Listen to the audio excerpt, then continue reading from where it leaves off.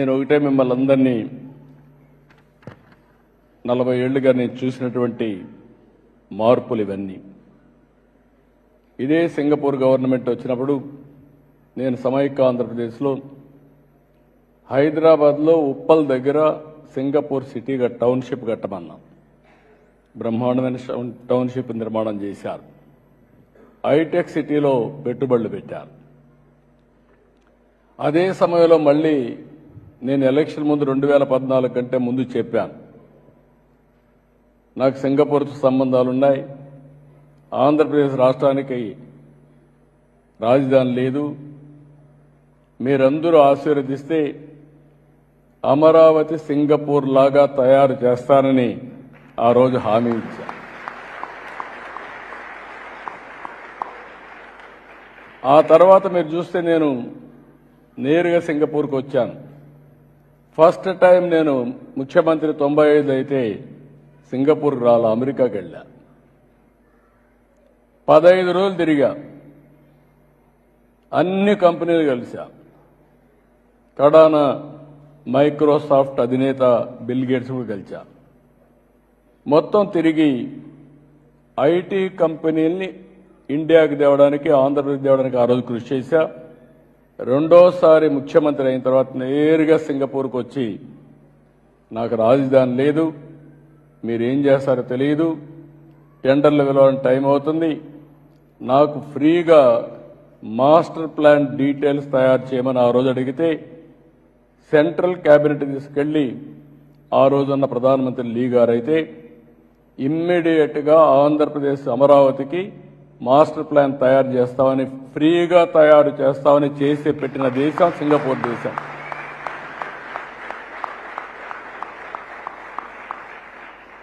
Best project తయారు చేశారు. అక్కడి నుంచి చాలా దేశాల్లో వీళ్ళు టౌన్షిప్లు కూడా కట్టారు, ఇండస్ట్రియల్ టౌన్షిప్లు కట్టారు, ఎకనామిక్ యాక్టివిటీ చేశారు, చాలా చేశారు. దాంతో నేను వీళ్ళతో మాట్లాడి ఒక సీడ్ క్యాపిటల్ కూడా తయారు చేస్తే వీళ్ళు భాగస్వాములు అయితే ప్రపంచాన్ని మొత్తం తీసుకొచ్చి పెట్టాం. అది కూడా ఎప్పటికప్పుడు ల్యాండ్ ఇచ్చి ఆ రోజుండే మార్కెట్ రేట్ ప్రకారం తీసుకొని అభివృద్ధి చేసి ఆ డబ్బులు గవర్నమెంట్కి వచ్చేది. 19లో గవర్నమెంట్ మారింది. కడాన సింగపూర్ గవర్నమెంట్ కూడా తప్పుపట్టే పరిస్థితికి వచ్చారు.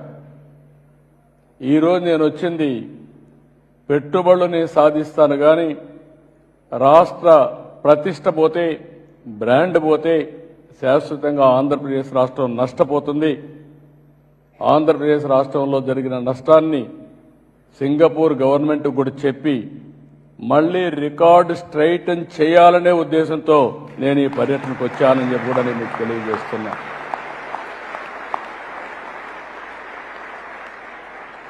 ఈరోజు మీరందరూ ఉన్నారు ఇక్కడ. ఏ ఒక్క వ్యక్తి మీరు తప్పు చేస్తే ఆ వ్యక్తి పేరు చెప్పడమే కాకుండా ఇండియాలో ఆంధ్ర వాళ్ళు చేశారు, తెలుగు వాడు చేశారంటారు. మన రాష్ట్రంలో ఏ ఒక్క వ్యక్తి ఇలాంటి పని చేసినా దానివల్ల రాష్ట్ర ప్రతిష్ట పోతుంది, బ్రాండ్ పోతుంది, దానివల్ల చాలా నష్టపోతాం. ఈరోజు వాళ్ళు రాకపోవచ్చు, నాకు ఒక మోరల్ రెస్పాన్సిబిలిటీ ఉంది. ఆ మోరల్ రెస్పాన్సిబిలిటీ మీకు జరిగిన ఇన్కన్వీనియన్స్కి నేను బాధపడుతున్నానని చెప్పి దాన్ని స్ట్రైటన్ చేయడానికే వచ్చానని చెప్పి కూడా నేను మీకు తెలియజేస్తున్నా. ఇక్కడికి వచ్చినప్పుడు ఈరోజు మీరు ఒక్కసారి చూస్తే మనం ఒక విజన్ 2047 తయారు చేశాం. ఇక్కడుండే మీ అందరిని ఒకటే కోరుతున్నాం, మీకు ఒక బాధ్యత ఉంది, నాకు ఒక బాధ్యత ఉంది. భారతదేశానికి కొన్ని అడ్వాంటేజెస్ ఉన్నాయి. ఇప్పుడే చెప్పాను, మొట్టమొదటిసారిగా ఎవరైతే పివి నరసింహరావు గారు ఆ రోజుండే పరిస్థితిలో ఆర్థిక సంస్కరణలు తీసుకొచ్చారు. ఆ తర్వాత మీరు ఒకసారి చూస్తే 95లో ఇంటర్నెట్ రెవల్యూషన్ వచ్చింది. ఫస్ట్ మూవర్ అడ్వాంటేజ్ భారతదేశం తీసుకుంది. అందులో తెలుగు జాతి ముందడుగేశాం. దానికి కూడా నేను ప్రౌడ్గా చెప్పగలుగుతున్నా. మీరు ఈరోజు నన్ను గుర్తుపెట్టుకుంటున్నారంటే, ఇంత గౌరవిస్తున్నారంటే, ఆ రోజు నేను తీసుకున్న నిర్ణయం ఐటీని ప్రమోట్ చేయాలనే నిర్ణయం ఈరోజు ప్రపంచంలో మన వాళ్ళకు గుర్తింపు వచ్చింది. మూడోది, ఇంకొక పక్కన చూస్తే విండ్ ఫాల్ గెయిన్గా ప్రపంచం మొత్తం ఏజింగ్ ప్రాబ్లమ్స్ వస్తున్నాయి. అన్ని దేశాల్లో ఏజింగ్ ప్రాబ్లంతో ఎకానమీ కూడా దెబ్బతినే పరిస్థితికి వచ్చింది. మన దేశంలో మాత్రం విండ్ ఫాల్ గెయిన్గా 2047 వరకు ఎక్కువ యువతుండే ఏకైక దేశం యంగ్ ఇండియా భారతదేశం అని చెప్పి మరొకసారి మీ అందరికీ విజ్ఞప్తి చేస్తున్నా. దీనివల్ల ఇక్కడ మీరు ఎక్కడ చూసినా కూడా మన వాళ్ళు యువత ఉన్నారు, డైనమిక్గా ఉన్నారు. వీళ్ళకు ఒక అడ్వాంటేజ్ వచ్చింది. ఇప్పుడిప్పుడు నాకు నమ్మకం కూడా వచ్చింది. ఒకప్పుడు ఐటీ అంటే ఉద్యోగం, క్లరికల్ ఉద్యోగం చేసేవాళ్ళు, మీరు జాబ్ వర్క్ చేసేవాళ్ళు. ఈరోజు ఎక్కడికి పోయినా ఆంటర్ప్రెన్యూర్స్గా కన్వర్ట్ అయ్యారు. నేను అది చెప్పడానికే వచ్చాను. అందరూ మీరు ఆంధ్రాకి రండి, ఏదో సహాయం చేయమని అడుగుతున్నారు. కానీ నేను అడిగేది ఒకటే చెప్తున్నా, ప్రపంచంలోనే 2047కి నాకు ఏమాత్రం అనుమానం లేదు, భారతీయులు నెంబర్ 1గా ఉంటారు. అది జరుగుతుంది. భారతదేశం నెంబర్ 1 అవుతుంది. అదే సమయంలో నాకు ఒక స్వార్థం ఉంది. 25 ఏళ్లకు మునుపు ప్రారంభించిన ఉద్యమం ఈరోజు హైయెస్ట్ పర్ క్యాపిటా ఇన్కమ్కి చిరునామాగా తెలుగు జాతి ఉంది. మీరు ప్రపంచంలోని జూయిషుల కంటే ముందుగా అగ్ర జాతిగా తెలుగు జాతి నెంబర్ 1గా ఉండాలనేది నా సంకల్పం, నా ఆకాంక్ష. ఇది సాధ్యం. మన కళ్ళ ముందరనే 25 ఏళ్ళు అయిపోయినాయి.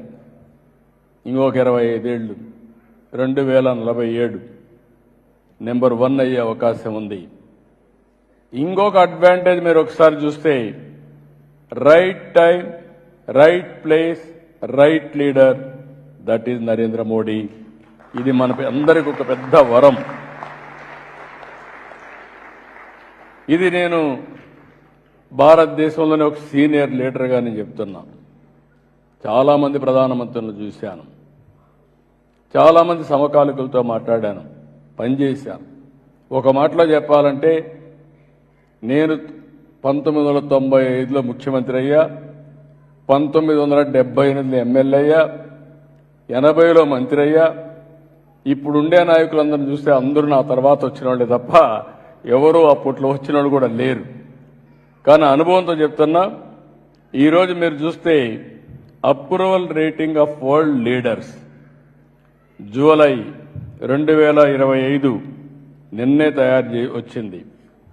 ఇది కూడా చేసింది మార్నింగ్ కన్సల్ట్ అనే అమెరికా బిజినెస్ ఇంటెలిజెన్స్ ఇచ్చిన గ్లోబల్ రేటింగ్ చూస్తే, డెమోక్రటిక్ కంట్రీస్లో పాపులర్ లీడర్ ఎవరంటే అన్ని దేశాల్లో నెంబర్ 1 నరేంద్ర మోడీ గారని చెప్పి తెలియజేస్తున్నా.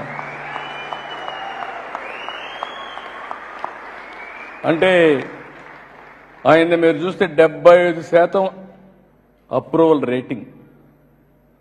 ఆయన తర్వాత south Korea 59, Argentina 57, Canada 56, Australia 54, Mexico 53, Switzerland 48, US 44.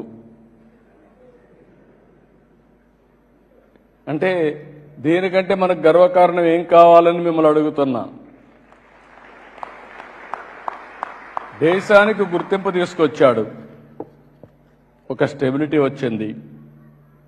ఇలాంటి ఫ్యాక్టర్స్ వచ్చినప్పుడు ఆకాశమే హద్దుగా మీరందరూ దూసపోగలిగితే మేము మిమ్మల్ని ప్రోత్సహించడానికి సిద్ధంగా ఉన్నాం, ఎకోసిస్టమ్ క్రియేట్ చేయడానికి సిద్ధంగా ఉన్నామని చెప్పి కూడా నేను మీకు తెలియజేస్తున్నా. ఇవన్నీ చూసిన తర్వాత నేను ఒక నిర్దిష్టమైన ఆలోచన పెట్టుకున్నాం. 2047 నరేంద్ర మోడీ గారు వికసిత్ భారత్, నా సంకల్పం స్వర్ణాంధ్రప్రదేశ్. స్వర్ణాంధ్రప్రదేశ్లో హెల్తీ, వెల్తీ, హ్యాపీ సొసైటీ సంకల్పంగా పెట్టుకున్నాం. $2.4 ట్రిలియన్ ఎకానమీ క్రియేట్ చేయాలని, పర్ క్యాపిటా ఇన్కమ్ 55 లక్షల పర్ క్యాపిటా ఇన్కమ్ తయారు కావాలనే సంకల్పం అని చెప్పి కూడా నేను మీకు తెలియజేస్తున్నా. ఇవి చేసినప్పుడు ఇక్కడే మీరు చూస్తే కొంతమందికి డౌట్ వేస్తుంది. అమెరికాలో మొత్తం 43 దేశాలకు సంబంధించిన సంపన్నుల జాబితా తయారు చేశారు. అందులో 125 మంది తేలితే 12 మంది భారతీయులు ఉన్నారు. అందులో మన నాదేళ్ల సత్య కూడా ఉన్నాడు. నేను ఆ రోజు హైదరాబాద్లో మైక్రోసాఫ్ట్ తీసుకొస్తే నాదేళ్ల సత్య మైక్రోసాఫ్ట్లో పనిచేస్తూ మైక్రోసాఫ్ట్ సీఈఓగా అయ్యాడంటే అది ఆయన చూపించిన చొరవ, కష్టపడిన విధానం, ఆయన ప్రతిభ అని చెప్పి కూడా నేను మీకు తెలియజేస్తున్నా.